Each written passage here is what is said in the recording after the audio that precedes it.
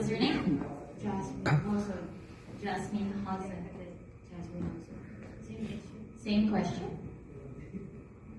Of course, money.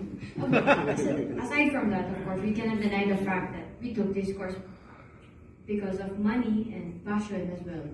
And maybe I'm really meant to be here because I really want to have a diversity in maritime industry. And of course, I want to end gender discrimination and the prejudice and misconception about women. Because women, we should admit the fact that women in this generation is built different. We are not meant, just to stay in our household, do the household chores, just like the previous women. We are built right now, we belong in this kind of job.